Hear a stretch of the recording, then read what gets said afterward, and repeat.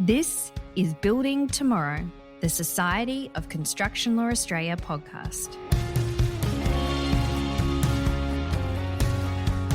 On the show, you'll hear real conversations about what matters most to the people behind the scenes who are shaping Australian construction. From lawyers and contract administrators to engineers, commercial managers, consultants, and all the other experts forging the future of Australian infrastructure today. I'm Mawuna Matanda. I'm BJ Lomsal. And I'm Jennifer Raphael. Today we're chatting with Kevin Porter. Kevin is an anthropologist and ethnographer who wears many different hats. He is a change management and cultural change consultant, a UX researcher, and author who researches and writes about culture in the construction industry and provides solutions to business leaders when it comes to human behaviour. In this episode, Kevin will define what culture in the construction industry actually is, how researchers study it to provide insights to leaders in the field, and how those insights can be used to curb major industry issues like burnout that are hidden behind contradictory cultural expectations. Let's jump in. Kevin, welcome to the show. Thanks for having me. It's great to talk with you this morning. We're going to get into a discussion about culture and speak about your background. So you're an anthropologist and you've completed some detailed ethnographic research into culture in the construction industry, which we will get into today. But I thought it might be good for our listeners who maybe are not familiar with what ethnography is. Can you explain what it is? Yeah, of course. So ethnography, it's a methodology used by anthropologists to collect data. So what it involves is embedding yourself with the group to be studied, whether that's an Indigenous tribe somewhere around the world, a construction company. I've done work on the military as well. So it's basically embedding yourself within that group in order to become an insider and to try and gain an insider's understanding of what it's like to be part of that group, what the lived experiences are, what the realities are, how it makes sense to them. Before we get into the specifics of that, maybe it's also worthwhile talking about what culture is when we talk about the construction industry. So what do you mean when you use the term culture? Okay, so from an anthropological perspective, culture is all taught and learned behavior that is shared with other members of your group. So that includes, but is not limited to, a shared set of beliefs, practices, narratives, histories, symbols, meanings, you name it, it all falls under the umbrella of culture. So everything that is man-made, everything that is human-made is culture. That's kind of it. I mean, there were, I think, Cluckhone and I can't remember the other author. I think they listed 153 definitions of culture over the years. But yeah, basically it's all taught and learned behavior that is shared with other members of your group. And so when we've applied this lens to the construction industry, what exactly are we talking about here? First of all, the construction industry in Australia is spread across a vast area and a lot of different kind of climatic conditions. So there isn't one culture. The Australian construction industry is full of different cultures. Each company will have its own culture, so its own values, its own practices, its own systems that they go through depending on the trade. They'll have different languages that are specific to the tools they use and the work that they do. So that's what we mean by cultures within the construction industry, and they're multiple, not one. And so when you're carrying out this research, looking at the construction industry, what exactly are you doing? You're embedding yourself within these companies, these different cultures? Look, I got involved about 7-8 years ago. John Davis, who at the time was the CEO of the Queensland Major Constructors Association, got in touch with me and said, hey, look, we're looking at these various cultural aspects. There have been some reports that say that the Australian construction industry is toxic. Would you like to contribute to this conversation? So I kind of got involved that way. And I took part in one of the QMZA meetings. I read some of the reports that had already been created. And to me, without being horrible, they seemed very oversimplified. So I decided that I would embed myself I got a job with a labour hire company. And I just went from site to site in Southeast Queensland looking at what was being written and claimed versus what the realities were. So I spent up to 65 hours a week working on construction sites as a labourer, working alongside other labourers doing everything that they do, dig holes, clean up, whatever it was that was required in order to understand what it is. What's it like to be a labourer on an Australian construction site? What's it like to live off $30 an hour? How do you feed a family on $840 a week? How do you motivate yourself to go to work? What are the realities? So it started a long journey of construction research, going through different companies and labour hire, working directly for some companies, just trying to understand what was happening. You mentioned before contradictions between what's written about and the realities on the ground, on site. This is something that you talk and write a lot about, the contradictions between what we say our values are, or what construction companies say their values are, and how we operate in practice. Can you explain what you mean by this? Look, if you go into LinkedIn and look at the various discussions, a lot of these discussions are created by people who actually, they're engineers and senior managers. They're actually people who work in offices. And they're not really people who spend a lot of time on construction sites, and they certainly don't embed themselves or work outside of their sphere of work. So they have these ideas that this is the way the construction industry is and this is the way that people work. But the realities are, of course, very, very different. And what are some of those differences between what we say and what the realities are? Well, I mean, let's just look at psychological safety, for instance, as something that a lot of people talk about without really understanding it. So first of all, psychological safety is a social-cultural construct. So depending on what culture you're from and what the baseline of normality is within your culture, that will determine your psychological safety. Now, when you go onto construction sites, people are worried about money and they're worried about getting the job done. And sometimes they will cut corners if they think it's suitable. Sometimes they will ask people to work longer hours when they really can't. And they will be bullied sometimes and forced into working longer hours. They will be cajoled. They'll be told, oh, you're obviously not serious about your job, or you don't really care about the company. Or so these are realities of people that go to work. You know, nobody talks about what it's like to work in 40 to 50 degree heat every day. One of the things that I noticed very much in Australian construction sites throughout the years was, I think there's a law that states that once we get over 35 degrees, you need to close down the site. Well, that doesn't really happen very often in Queensland. And people don't really understand that temperatures are measured in the shade. So that's wind shade and sunshade. So if it's 35 in the shade, then out in the sun, it's going to be in the high 40s to 50s. And this isn't taken into consideration. So people are told to rehydrate, but that's not really going to help you with heat stroke if it's incredibly hot. So these are realities that workers have to face every day. And while we're talking about health and safety and how important it is, workers don't get that feeling. So we're talking about statements or publicly stated values that are talking about how health and safety are paramount on sites, or how people are valued, workers are valued, but then the differences between what we're actually finding in realities on site in terms of health and safety, excessive work hours, things of that nature.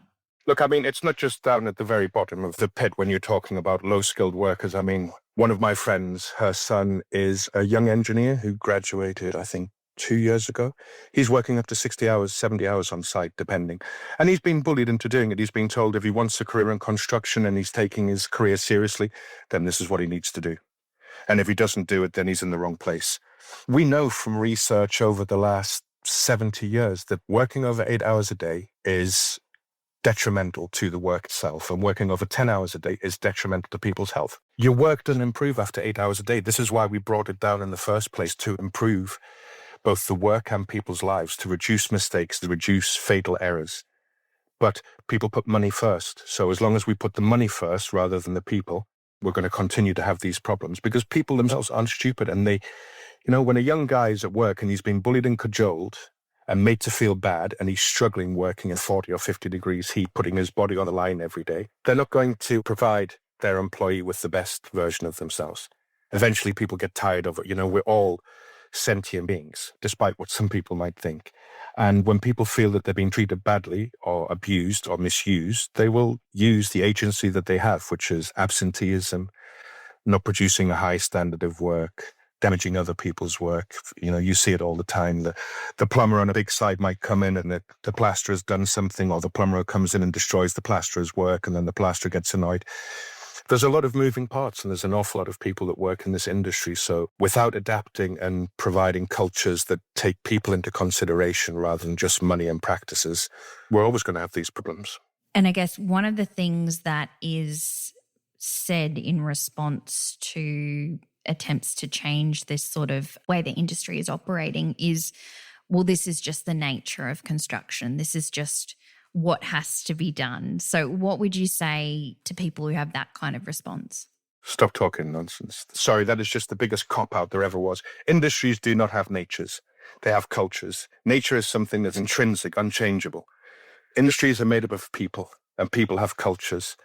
So cultures are shaped by people's attitudes, ideas, beliefs, practices, and it's usually the dominant group that enforces the culture on others, it's the way it's always been. But when the dominant group is sat so far away from the culture that they're trying to influence or shape, then it can only ever cause more problems. There's a reason why more people are leaving the industry and fewer people are entering the industry. That's not by accident, that's by design. People don't want to go out and work in this kind of industry and be treated badly for the money that they're earning when they could be going working in a factory, protected from the sun.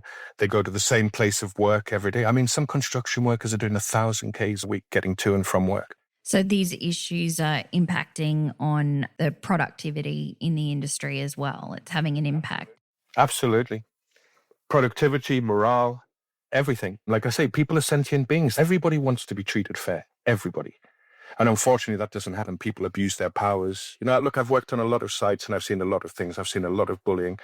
I'm not going to name the last company I worked for, but the reason I took the job, and it was a landscaping company doing hard landscape, I took the job because a young English guy I knew who was here, he's 26, he came on a working holiday, and his plans were to try and stay in Australia. So he came over, he'd already organised the job with a labour hire company, and we went onto this site. That's where I met him. And then about 4 months later, he got in touch with me and he said, look, I'm working in this company and the bullying is just incredible. I've never experienced anything like it. And I'll be honest, I thought, you probably need to toughen up a bit. It can't be that bad. So I asked him, will you get me a job there? So he sent me the details. I wrote to the HR manager. They were like, yeah, absolutely, come in. I didn't tell them I was doing research. Yeah, we went down to South Bank working one day. And as soon as we rocked up on site, this young guy was he was getting called every name under the sun by this senior leader, the senior team leader. And over the months, it continued. Eventually, somebody made a complaint. There was a big inquiry. The team leader was suspended and then sacked back in January or February of the following year. And in the June, they rehired him as a safety officer. So they're not taking health and safety seriously. They're not taking, and that's not just a one-off case. That same company exposed their workers to asbestos without telling them. They don't care. It's about money. And as long as we put money before people, then the industry is always going to suffer. Always. You have to put your people first. If you take care of the people will take care of business. If you don't take care of the people, then the people won't. They won't show you any loyalty. Loyalty is a two-way system. It doesn't matter where you are in the world. Loyalty is a give and take. And it has to be shown by both sides. And unfortunately, it's not. What we do is we place demands on workers and try to blackmail them, pressurize them. Like I say, the young people today won't put up with that. They're just walking off site en masse. Absenteeism is high. Suicides are still quite high in Australia for construction workers and self-harm, drug abuse, to the stage where they have to do regular drug tests on site because they're worried about it. But nothing happens in a vacuum. So yes, there's a drug use in greater society. But again, all these things happen because of actions and reactions. So how do we measure or quantify what the culture is in the industry currently? How do we put parameters around that? Well, how far behind are you in your productivity? How many workers don't come to work on a daily basis within your company, or how often are they missing with absenteeism? All these are signs, symptoms of greater problems. Like I said, people don't have a lot of agency, so they will use whatever they've got, whether that's not turning up to work, whether that's not working hard while they're there, vaping half the day. This is what happens. There's a reason why all these things fall behind. So first of all, the 7 years I worked on site, I've never, ever encountered another ethnographer. I've never, ever met anybody else who's on site spending 60 hours a week, 50 hours a week, working with people. Every now and then you'll see somebody come on site in a suit or a shirt and tie with a high-vis jacket and a helmet and clean boots, and they'll stand around, they'll fill out a few forms, tick a few boxes, and then they go. That's not an ethnography. Surveys do not work because surveys, they produce an unwanted response, which is people go back into exam mode, especially in the West. At school, we're taught there's a right and a wrong answer, and as soon as you get a survey going, nobody wants to come across as ignorant or stupid, so they will say what they think you want to hear. And this is why the ethnography is important, because you're not just looking at what people say, but you're looking at what people do on a daily basis. And it's because you're involving yourself and doing the work, you get to understand what it's like to be a labourer. What's it like to go onto a site at 6 o'clock in the morning and break your body for 9 or 10 hours? Because 8 hours isn't enough. If the average labourer is on $29 to $30 an hour, how do you feed a family of four on $840 a week after taxes? It's impossible. So you have to work overtime constantly. That then takes you away from your partner, it takes you away from your children.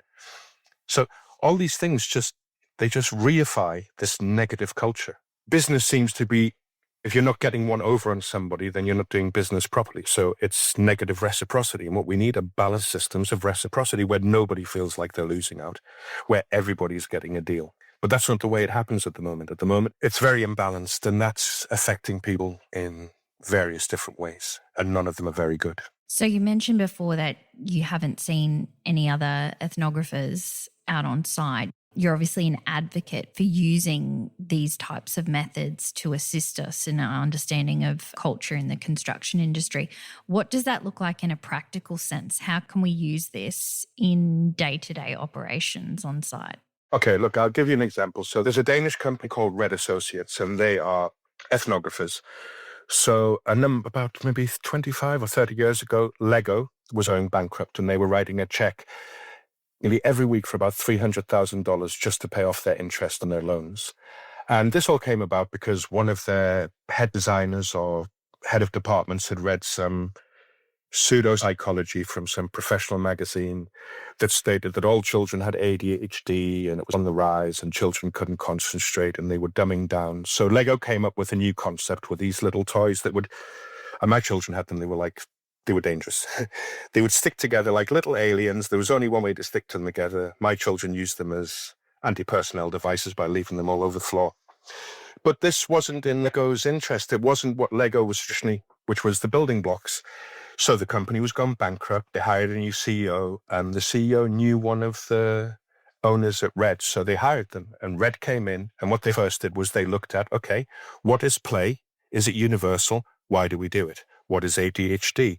What are the symptoms? How does it work? And they did studies. They looked at children in the US. They looked at children in Europe.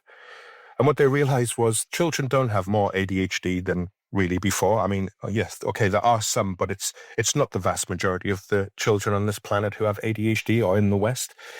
And children who do have ADHD can be highly focused when they're interested in something. So all this research that Red Associates did for Lego brought Lego into a new area of understanding of play, of ADHD. They found grown adults who were engineers who had these little Lego groups, and they were building amazing things. So this got Lego into games, movies, new products.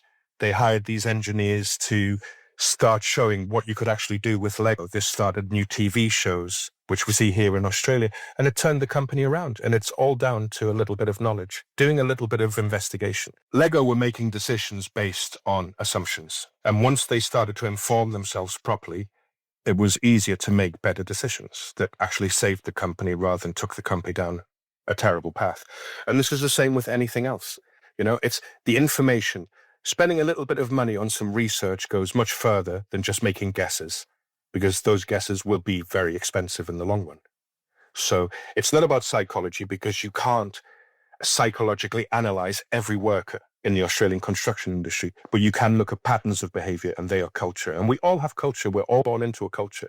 Some of us are born into more than one culture. Some of us move and have to adapt to other cultures. And so in the example you gave with Lego, it's coming back to asking what are quite foundational or fundamental questions that we often make assumptions about. Like in the Lego example, the question about what is play. And it's doing a similar thing with the construction industry. Absolutely. Why do people go into the construction industry? What is their purpose? What is it that they want? Do they really want to go into the construction industry, or is it something that they fall into? Is it because they have no other options? Obviously, if you're an engineer or somewhere up at the top of the education pyramid, then these choices are probably well thought about. But for labourers and some other low-skilled tradies, it tends to be things that they fall into because of a lack of options. And it's really, I've heard people on sites go, well, you should have paid more attention at school. You shouldn't have been so lazy. But not everybody is gifted with the same intellect. Not everybody has the same opportunities in life. Not everybody grows up in a family where education is appreciated. We're victims of our surroundings. So if you're fortunate enough to grow up in a family where, you know, your parents have education and they're career driven and they have a lot of conscious thought within the household, then that's different, but that's not everybody. So we have to take that into account. There's no point just blaming people for having a poor education or typecasting them as lazy or as thugs or as stupid. That, again, that affects people. And I've heard it. I've heard it on site. I've heard people being poked fun at, people being criticized because they dare to complain about their circumstance and they're told, well, you should have paid more attention at school. That's your fault for being stupid. That's not how you get the most out of people. So before you mentioned about the construction industry culture not being just one culture, actually various different cultures, is part of that because it involves lots of multiple stakeholders, like you've got principals, contractors, subcontractors, clients, regulators, and all of these different stakeholders obviously have conflicting interests at times. So what tools can we use to sort of manage these conflicting interests and trying to find some commonality? Well, first of all, we have to understand what those interests are and how they diverge from one another. If you go onto LinkedIn and have a look, everybody's talking about culture. Oh, we have to change the culture. We have to do this. But if you ask people what is culture, most of them wouldn't be able to define what culture is. I mean, probably about 5 years ago, I spent a year working for a company that specializes in DEI. Because this is also something, these are, you know, this DEI is embedded into a system, but we have so many people within DEI who have no social scientific background. And I understand that it's important to them and they want to do well, but a lot of them are doing more harm than good because they don't understand it. I was involved in high-level talks with a senior executive from an American international company who described themselves as an expert in culture. And when I asked this woman to define culture, she told me it couldn't be defined. So how can you be an expert in something that cannot be defined? To me, it baffles me. We have very good definitions of what culture is. So again, it's about doing the research. It's about understanding. Now, I'm not suggesting you hire me and I do all the research in Australia. I've now bowed out of the construction industry. I did 7 years and it was enough. But we need more people, whether it's in Victoria, New South Wales, anywhere within the country, to understand what is happening on their sites, how the culture is. How do these different values diverge and what are the effects of that divergence? What happens when people conflict all the time because one person's saying, get out there, climb up that ladder and do this, and the other person's saying, no, it's too dangerous. Who has the final say? What they're saying is, oh yeah, he just doesn't follow instruction. And this is how they nullify people. So again, other workers are saying this and going, okay, well, if that's what they do to a guy who's in his 40s and works his backside off every day and never complains, what are they going to do to the rest of us? People don't want to be into that. They just really don't. And it's okay saying it doesn't happen. It does. I've worked on sites where people have been asked to clean up and there's rubbish everywhere. It's 40 degrees in the building. People are wearing glasses. There's dust everywhere. They're sweating. The glasses then start to fog up. With the fog, all the dust that's in the air starts to stick to the lens. And before you know it, you can't breathe properly. You can't see properly because you're wearing a mask. You're sweating into it. The filters are blocking up. Health and safety is really important, but not all the health and safety practices that we employ on construction sites in Queensland are safe. And they certainly don't always help people. They hinder them in their work. This then creates further problems because people are taking too long to clean up an area or too long to do this. Then the foreman starts to get annoyed because the engineer's been onto him. And it's this chain of toxic behavior. And by toxic behavior, I mean behavior that is damaging to both the individual and those around them. That's what we mean by toxic culture. Cultures that have practices that are damaging both to the groups, to the people involved in that culture, and the other cultures that have to interact with them. People don't want to hear this because it sounds too complicated. And without the assistance of using this ethnographic researchers embedding themselves in these situations, this is all stuff that is unseen by leaders and people sitting in the office. Absolutely. Well, you don't know what you don't know. I mean, it's as simple as that. And if you're spending all your time in an office, even if you spent 20 years on the tools 10 years ago, if you're not going back on site and you're not spending lots of time on site, not just observing, but taking part, then how on earth are you supposed to know what's going to happen? We don't know what happens in a boardroom if we're not present. We can guess, we can assume, we can make things up, but we have no clue. You have to be present within that boardroom to understand what's happening in the boardroom. And like I said, we have so many people, whether it's in DEI or other aspects of culture, dealing with culture who have no experience. You wouldn't have an engineer build a bridge if they didn't have a degree in engineering. You wouldn't have somebody defend you in court if they didn't have a degree in law. You wouldn't have a doctor operate on you if they don't have a medical degree. So why would you have somebody trying to sort social and cultural problems within an industry if they have no formal qualifications in a social science? If you're not a sociologist, an anthropologist, a human geographer, how are you going to sort these problems out? How are you going to understand them in the first place? So all we're doing is we're guessing and we're playing catch up. And it has to change from the very top. It means that senior leaders have to understand what culture is and how it works. Once they understand that, they can then start to try and understand their own culture. You have legal departments, you have engineers, you have draftspeople and designers. You have so many different people. Each one have their own culture. They go to university and they learn an area of study, a profession that has its own specific acronyms, language, ways of dealing with things, ways of viewing the world. And that's taught behavior. That is culture. So engineers have engineering cultures. That's what's taught to them at university. Medical doctors have a medical culture with their own language, with all these things that we don't understand. Anthropologists have theirs, soldiers have theirs. Each one is a different group, a different culture, a different entity. So your advice to construction leaders trying to affect cultural change would then be, well, we've really got to first understand what the culture is and understand it's not just one culture. There's many different cultures depending upon the various different people that are on site. Yeah, of course. Stop guessing is my advice, because those guesses are costing you a fortune. And suicides haven't gone down in the last 7 years that I've been involved in this. And some of the data I've been looking at covers 20 years and it's not going down. So the industry is failing workers. Who wants to go into an industry where they don't feel valued? Nobody. That's not how people work. We all want to feel valued. We all want to be considered. And when we're not, then we use whatever agency we have at our disposal, which usually for people at the very bottom of the heap is not to participate fully, not to give the most of themselves, not to care. Do you think the construction industry culture is toxic? I think in certain parts of the industry, yeah, definitely. Look, it's not every company and it's not every person. There are a lot of good people within construction, a lot of good people. I mean, it's not a case of just tarring everybody with the same brush, but on a whole, the industry is trying to do things half-heartedly, I think. I think not understanding culture properly, not taking it seriously. Look, there's a lot of focus at the moment on procurement, on material costs, on global supply chains. They're things you can't change. So why are you bothering? What's important is keeping people alive. If you have issues with productivity, why? Why are your workers not working hard? Why do they not care? That's what's important. You can't sack them all because you don't have enough workers in the first place and you don't have enough skilled tradesmen. Nobody's going into the industry. People don't want to. And I've heard all these different, I've heard, they're just all lazy. They're just all soft. They're all, there's any amount. That's not.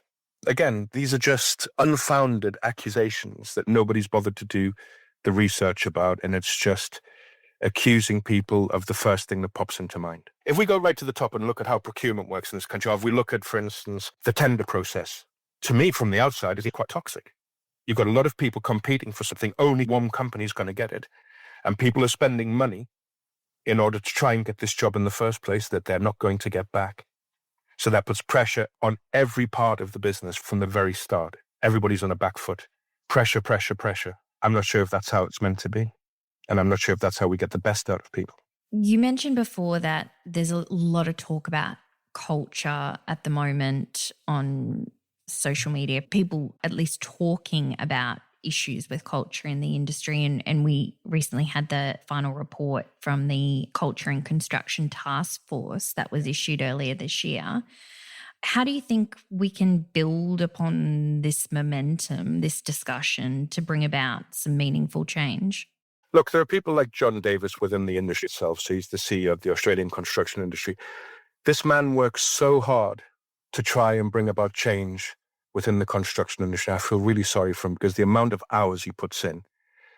And again, there's little change. And this isn't down to John. This is down to the people that are running these big companies, people that are running this industry, people who have the say, who have the power. They're not really listening. They say, yes, yes, yes. There's a lot of self-congratulation. But they're costing themselves an awful lot of money in all these delays, in people not turning up for work properly, in people not doing the work properly. I worked on a site, I'm not going to say which company it was, but while I was there, they failed 4 partial handovers. Imagine how much money that cost. And then each time that puts more pressure on the business, so they then put more pressure on the workers down below. And it all gets pushed downhill until the people at the bottom with zero agency are suffocating. And then they walk off site. And I've seen it so many times. They start stealing products from work. Anything just to get their own back, to make themselves feel that tiny little bit better. That's not the signs of a healthy culture. That's the signs of a toxic culture, where everybody is out for themselves. In the West, we've created this system of individualism. How do you work with somebody if you think they're self-interested? How do you trust somebody if you think they're self-interested? How do you build a relationship with somebody if you think they're self-interested? This is why the military in their basic training, whether it's Britain or Australia, get rid of the individual. They force the individual out of the individual so that they're part of a team, part of a collective.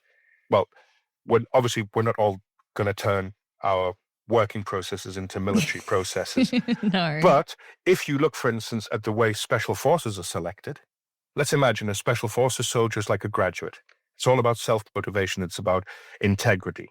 Integrity is doing the right thing when nobody's watching you. Well, how many people do that these days? Most people will cut a corner as soon as they get a chance. And I've been guilty of it in the past myself. But this is the way the world is. This is the way that we promote behavior. And then when it goes feet up, people get really annoyed, and then everybody starts pushing blame on other people. It gets all pushed downhill. So how do we want the system to work, first of all? So we have an ideal, right? How realistic is that of working? What is culture? What are the limits of humanity in terms of how we behave? It's about this. It's about understanding it.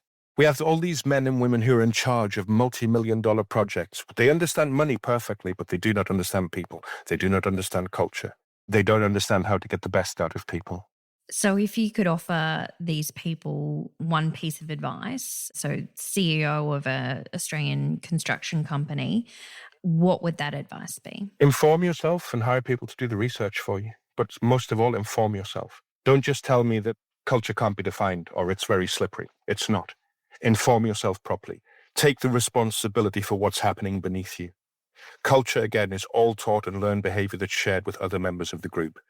The emphasis on taught and learned. So when you go into a company today, a law firm, whatever, who actually teaches you the culture? And how much time do they spend teaching you the culture? The do's, the don'ts, the unwritten do's and don'ts. Because culture is full of hidden meaning as well. If you look at the way communication works, Australia is a low context, direct negative feedback communication. So a spade is a spade is a spade. It's a classless society. And people give direct negative feedback. Now, what about the Japanese person who comes from a high context, so a language where there's lots of nuance and no direct negative feedback because it's an honor and shame culture? So how do you get the best out of that person if you're speaking to them like an Australian and you haven't taught them that Australia has a different communication strategy?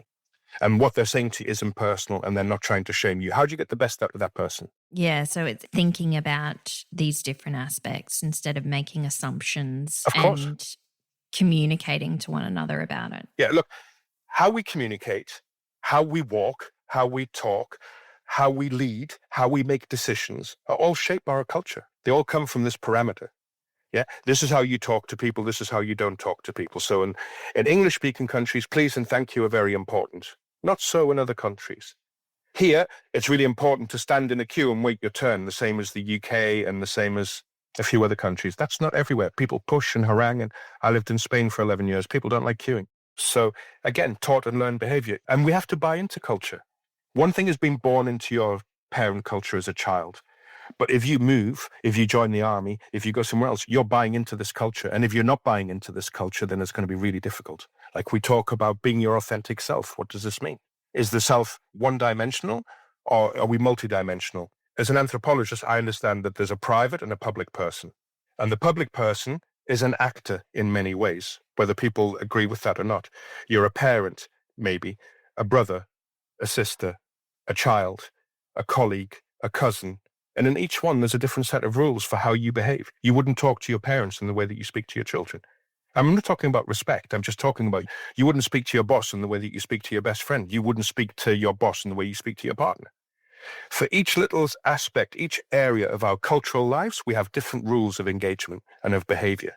It's taught. We know this in our own culture because it's drummed into us from being a child, going to school, becoming an adult. But if you're an immigrant coming to this country, who teaches you the do's and don'ts of society?